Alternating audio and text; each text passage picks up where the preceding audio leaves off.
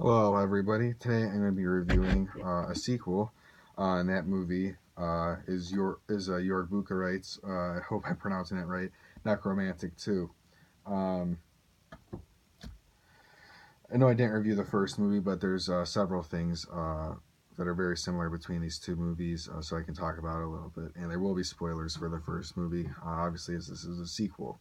And this movie picks up right off after the ending of the first movie, which, if you remember, has a high heel with a shovel digging into the grave of the first movie's protagonist's grave.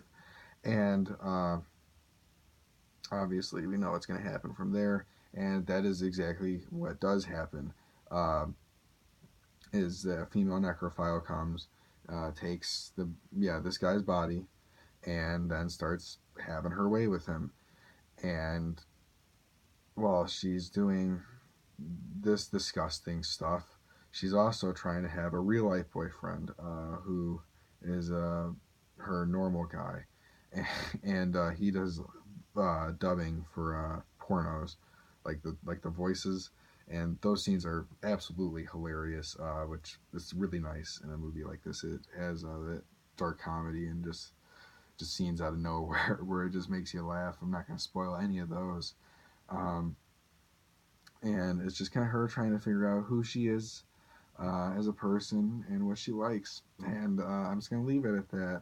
Um, so the movie is definitely much more of a drama than I'd say a horror movie. Definitely has those horror and exploitation elements in it.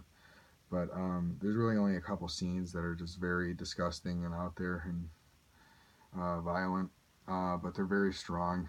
Um, but a movie like this wouldn't be able to work if it didn't have good acting. But thankfully, it does. The lead actress Monica M is very good at using facial movements and like eye gestures and whatnot to convey how she's feeling and how she's acting during certain scenes where she's doing some very disgusting things.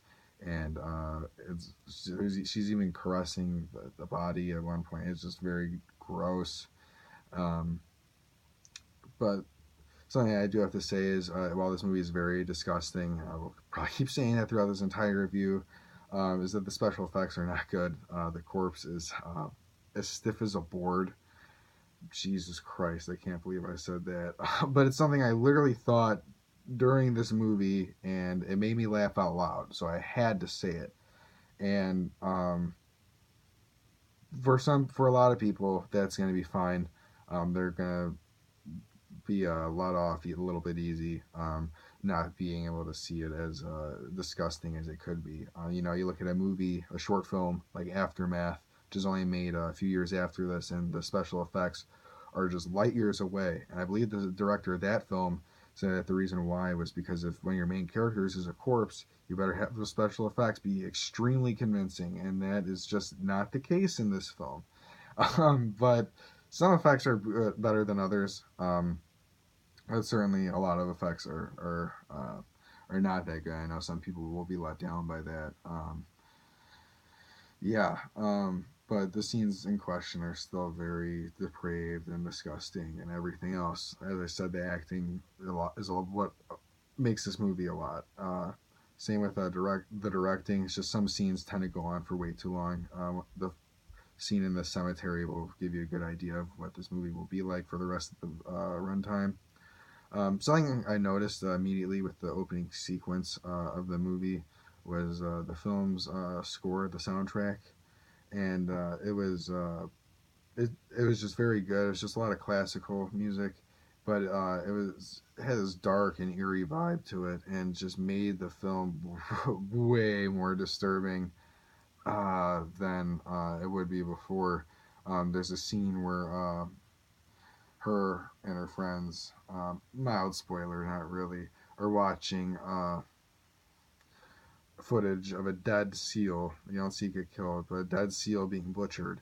And the scene is very long and graphic, to say the least. And the music that's playing in the background on the tape is just it's very, it just gets under it got under my skin very very badly. um I don't like watching scenes like that either. So made it even worse. This movie kind of asks us why do we watch these types of movies, but while it asks these types of questions, it doesn't really have any answers for them. But that's okay because with a movie like this, we're not really expecting that, you know.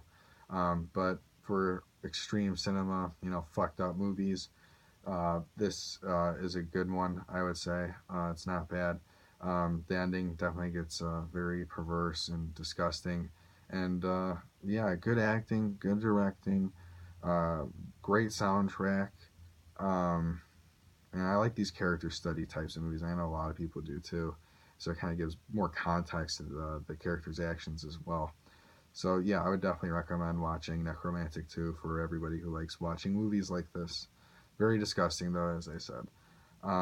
But yeah, guys, that's it. Leave a like, comment, whatever. If you guys want me to review something, feel free to tell me what. And yeah, guys, that's it. This has been a review from me, Squirrelface, yet again. And have a good night. And yeah, sorry, I'll try to get my lighting and my camera situation back on track at some point soon. But yeah, see you guys later.